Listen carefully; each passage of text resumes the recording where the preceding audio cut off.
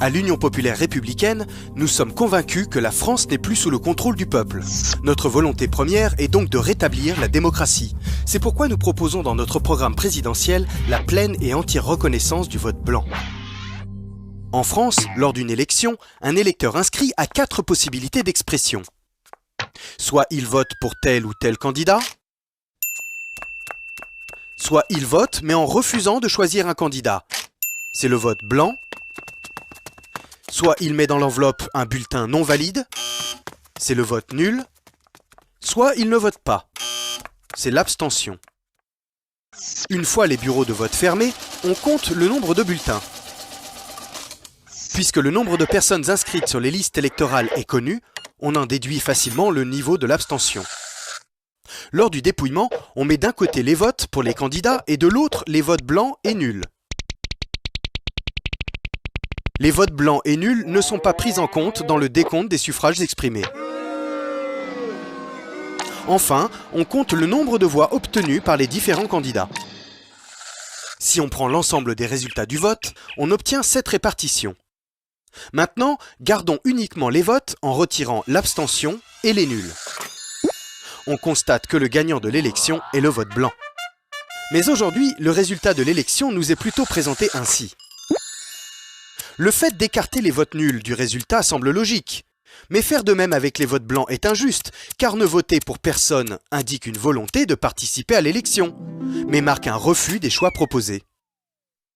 C'est d'autant plus injuste que, les votes blancs n'étant pas soustraits du nombre total de suffrages exprimés, voter blanc en croyant ne voter pour personne revient en fait à voter à part égale pour tous les candidats.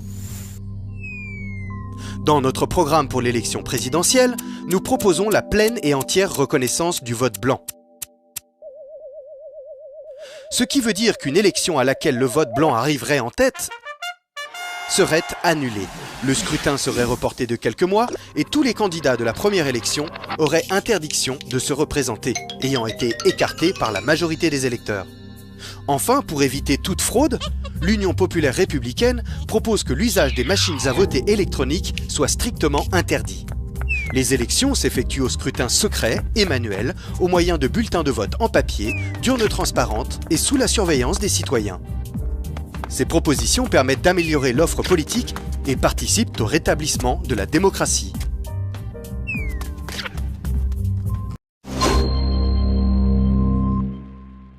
Comme le dit un proverbe chinois, le poisson pourrit par la tête.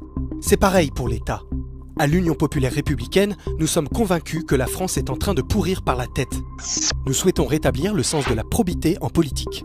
C'est pourquoi François Asselineau pose dans son programme présidentiel l'obligation pour tout élu, mais aussi ministre, de présenter un casier judiciaire vierge.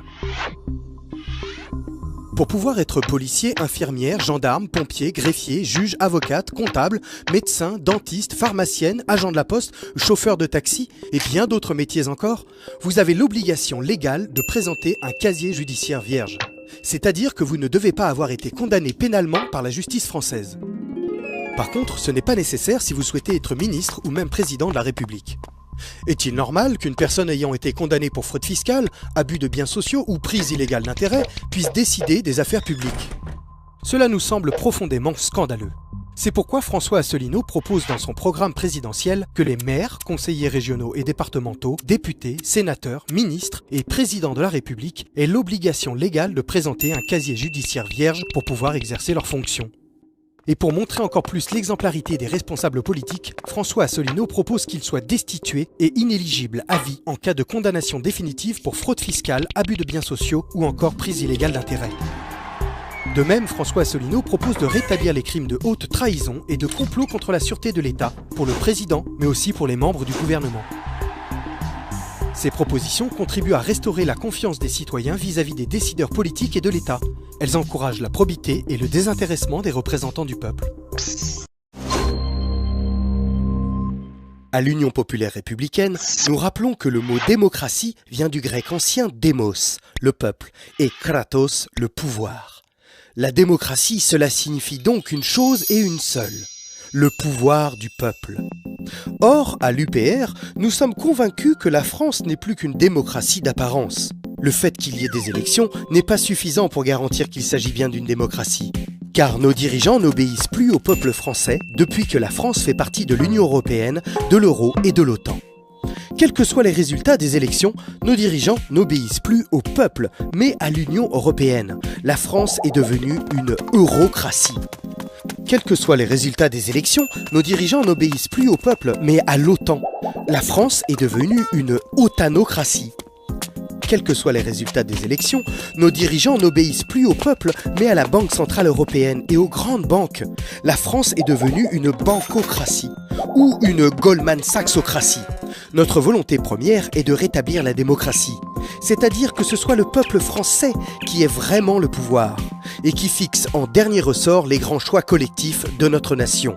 C'est pourquoi François Asselineau propose dans son programme présidentiel la création du référendum d'initiative populaire.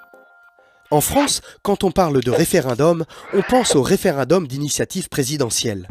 Le président de la République pose alors une question au peuple, question qui appelle le plus souvent deux réponses, soit oui, soit non.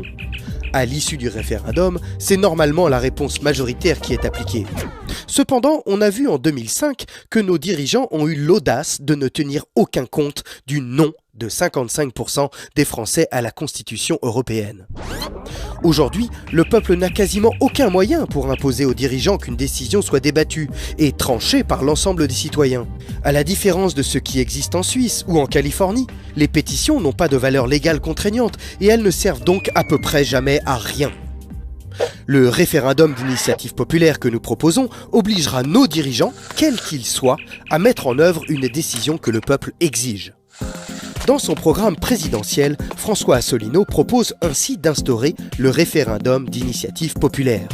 Si une pétition proposant une question référendaire concrète et précise est signée par quelques centaines de milliers de citoyens, nombre qui sera fixé par une loi organique, et si le Conseil constitutionnel certifie que cette question est bien conforme à la Constitution française, les pouvoirs publics seront alors contraints d'organiser un référendum sur ce sujet et de mettre en œuvre les résultats du référendum. Et pour plus de démocratie, François Asselineau propose également des améliorations substantielles concernant le référendum d'initiative présidentielle. Tout d'abord, il pourra contenir plusieurs questions, ainsi que plusieurs réponses possibles, afin de nuancer les décisions. Ensuite, le président aura le choix entre deux attitudes. Soit il consultera les Français par référendum en ne mettant pas son mandat en jeu. Il devra alors garder la neutralité la plus stricte et s'abstenir de toute déclaration écrite ou orale avant et pendant la campagne électorale. Il sera alors légitime pour rester en fonction quel que soit le résultat du référendum. Mais il aura l'obligation de le mettre ensuite en œuvre fidèlement. Soit il consultera les Français par référendum, mais en appelant le peuple à voter dans le sens qu'il souhaite. Dans ce cas, il mettra sa légitimité en jeu. C'est-à-dire que si la majorité du peuple français ne suit pas la demande du président, celui-ci devra impérativement démissionner. Toutes ces dispositions nouvelles seront inscrites dans la Constitution et contribueront à rendre aux Français leur démocratie.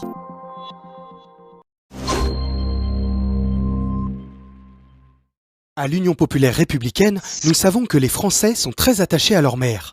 Êtes-vous au courant que les réformes territoriales, votées dans le dos des Français, programment de supprimer environ 20 000 communes en France au cours des prochaines années et les départements en 2020 ? C'est la loi NOTRe. Est-ce la vôtre ?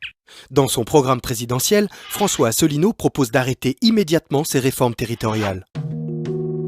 Lorsque l'on demande aux Français en quels élus ils ont le plus confiance, ils sont 75% à répondre « les maires ».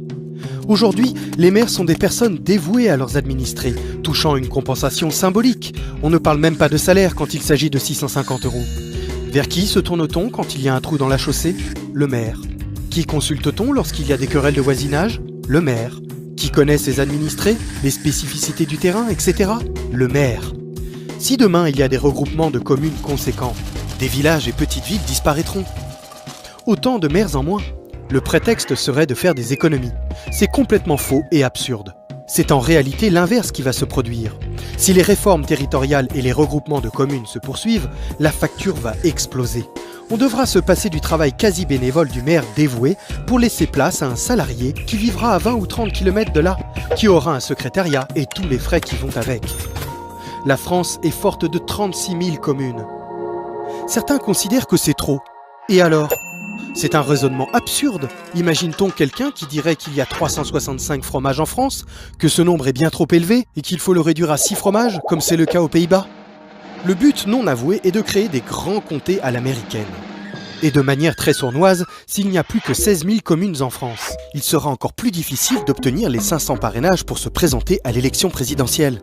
Dans son programme présidentiel, François Asselineau propose donc l'arrêt immédiat des recoupements forcés de communes. Il ne pourra avoir lieu qu'à la suite d'un référendum consultant les populations concernées de chaque commune. La possibilité aux communes ayant fusionné depuis 2010 de défusionner et de reprendre leur liberté, et cela à la demande des habitants. Le retour aux 22 régions de France métropolitaine d'avant la réforme Hollande et leur transformation en simples structures administratives légères comme avant 1982. Le retour à la dotation globale de fonctionnement versée par l'État d'avant 2014. L'inscription dans la Constitution des communes et des départements comme maillon essentiel de la démocratie française. Toutes ces propositions permettent de préserver l'unité nationale, l'égalité entre nos départements, la qualité du service aux citoyens sur tout le territoire, tout en faisant vivre la démocratie localement et nationalement.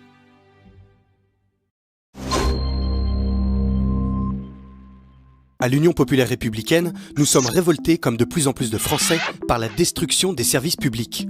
Notre volonté première est de retrouver notre indépendance pour permettre au peuple de bénéficier de son patrimoine commun et notamment des services publics à la française. C'est pourquoi François Asselineau propose dans son programme présidentiel la renationalisation des grandes infrastructures nationales et l'interdiction de privatiser celles qui sont encore sous le contrôle de l'État. Depuis de trop nombreuses années, sous prétexte d'une mondialisation libérale que les pseudo-experts prétendent inévitable, l'Union européenne et les dirigeants français complices privatisent progressivement nos services publics ou les mettent en concurrence avec des entreprises privées. Cette politique correspond à la vision américaine du monde, mais elle heurte la vision française du rôle de l'État, héritée de plus de 7 siècles de notre histoire. C'est en effet au milieu du XIIIe siècle que le roi Louis IX créa les ancêtres de nos services publics, notamment en rendant lui-même la justice sous son chêne, afin de s'assurer que le plus pauvre des requérants serait traité à égalité de droit face à son seigneur féodal. Ou encore en construisant et en finançant sur le trésor public en 1260 l'hospice des 15-20 pour soigner gratuitement les non-voyants et les malades. Cette apparition d'un État assurant la justice et l'égalité sociale correspondait tellement à ce que souhaitaient les Français qu'ils demandèrent et obtinrent la canonisation de Louis IX après sa mort, qui devint Saint Louis en 1296. La volonté des Français d'avoir un État juste et régulateur qui assure l'égalité de tous devant la maladie, l'éducation, la justice, les impôts ou l'organisation territoriale ne date donc pas d'hier.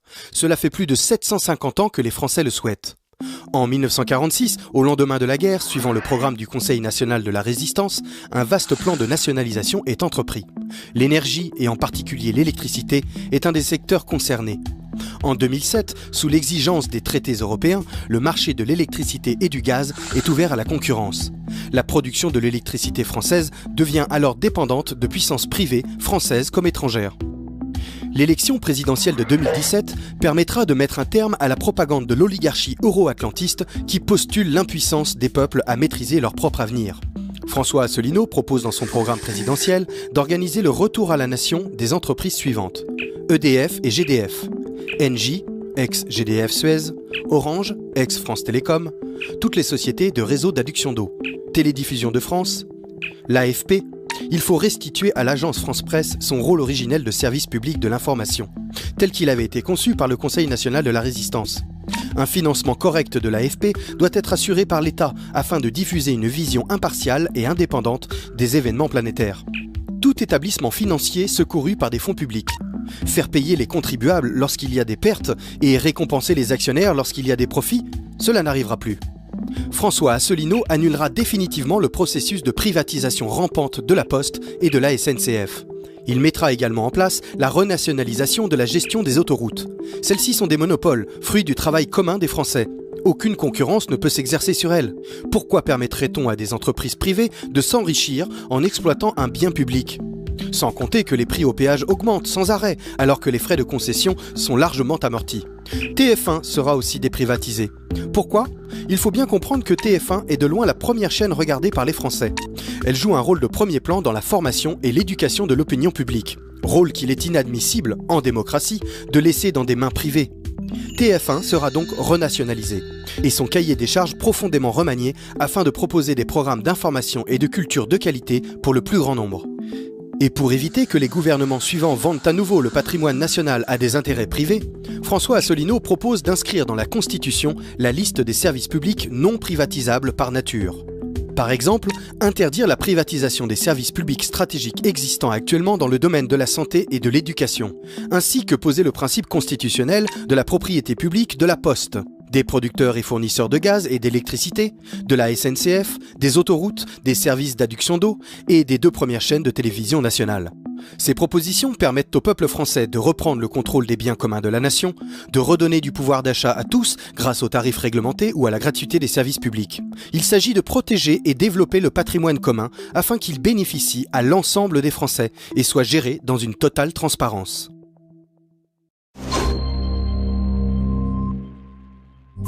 À l'Union populaire républicaine, nous considérons que la vie privée est de moins en moins respectée en France. C'est pourquoi François Asselineau, dans son programme présidentiel, propose de rétablir une société de liberté.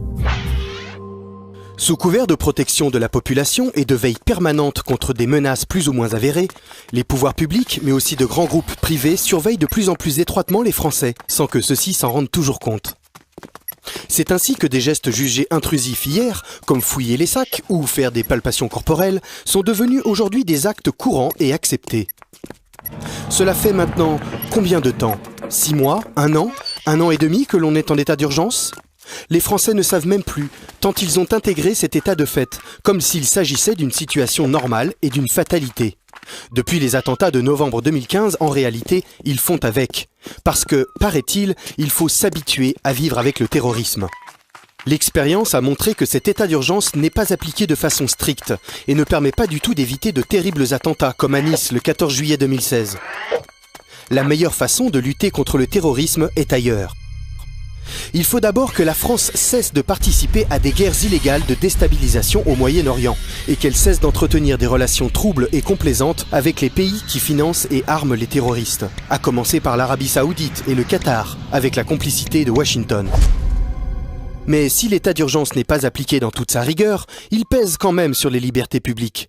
Au-delà du climat anxiogène qu'il suscite, il a de sérieuses conséquences sur la vie privée, comme l'autorisation de perquisitionner librement, de jour comme de nuit. L'état d'urgence permanent a ainsi pour effet très grave d'habituer les Français à consentir sans broncher à une réduction sans précédent de leur liberté. Les données numériques ne sont pas en reste. De nos jours, la surveillance informatique représente un vrai danger, avec des collectes massives de données sur les personnes, à des fins de sécurité, mais aussi dans un but commercial.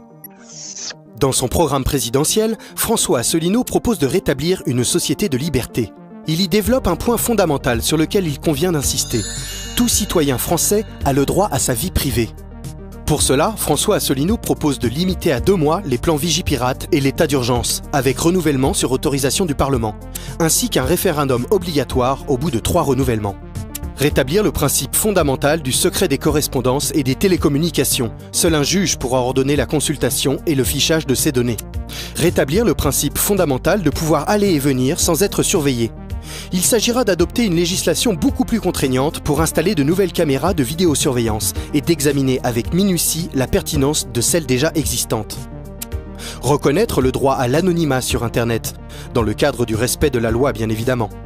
Chaque citoyen aura également le droit à l'oubli sur Internet. Retirer immédiatement la France du réseau Indect et de tout système comparable. Ce système, promu par l'Union européenne, consiste en une surveillance informatique systématique des données numériques par mots-clés. Interdire tout puçage RFID ou autre sur les êtres humains. Cette interdiction nationale s'accompagnera d'une saisine de l'Organisation des Nations Unies pour que ce puçage fasse l'objet d'une interdiction universelle. Encadrer strictement les fichiers nationaux sur les personnes et interdire le stockage hors de France des données personnelles des Français. Assurer la protection des lanceurs d'alerte et leur accorder si nécessaire l'asile politique, comme à Edward Snowden et à Julian Assange par exemple. Toutes ces mesures fortes ont pour but que cessent les intrusions dans la vie des Français, rétablissant ainsi une société fondée sur les libertés individuelles et collectives. Retrouvez nos analyses, nos propositions, adhérez ou faites un don sur upr.fr. Retrouvez-nous aussi sur Facebook pour partager des idées et participer au direct. Twitter pour suivre les réactions de François Asselineau au jour le jour. YouTube pour ne rater aucune de nos vidéos. Pour nous aider à rétablir la démocratie, poussez-nous, abonnez-vous, partagez.